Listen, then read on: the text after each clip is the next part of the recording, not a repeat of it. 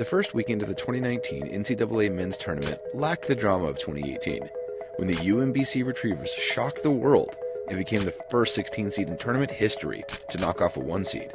And it wasn't the only shocker of the first 2 rounds of the tournament. Only 2 number 1 seeds survived that first weekend, the fewest since 2004. This year, heavy favorite Duke barely escaped 9 seed UCF. So what makes this tournament so predictable, yet so unpredictable? Is there a method to March Madness?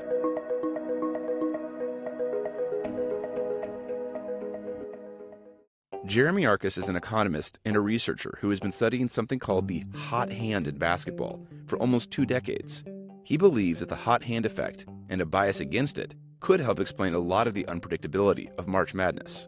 So the hot hand is a state in which a player is just playing better than normal. And so he or she would have a higher than normal chance of making a shot.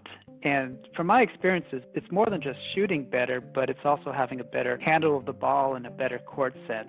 So it's like a Zen-like level of play called being in the zone, or some say en fuego, or on fire. The case for the hot hand effect is a complicated one to make, and something that has been contested throughout history. For the first 25 years of study, most statisticians concluded that the hot hand is a myth, a figment of human imagination, and cannot be proved within existing datasets. However, by 2010, the tide started turning.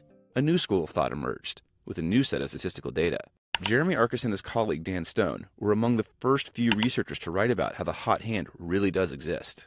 Pretty much all players and fans believe in the hot hand, and it's pretty much confirmed by certain events such as Klay Thompson of the Golden State Warriors had a 37-point quarter a few years ago, breaking an NBA record where he went 10 for 10 on 3-pointers. The hot hand effect can even be extended to teams experiencing momentum, or lack of it, going into the tournament.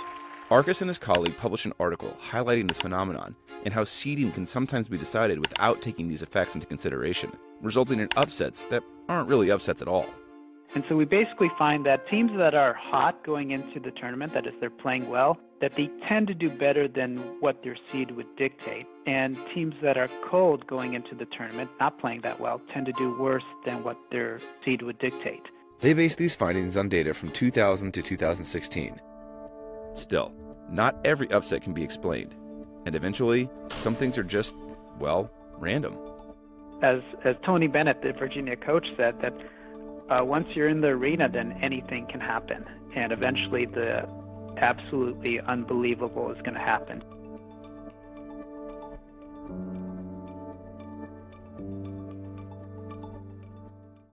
Hey, NBC News viewers, thanks for checking out our YouTube channel. Subscribe by clicking on that button down here, and click on any of the videos over here to watch the latest interviews, show highlights, and digital exclusives. Thanks for watching.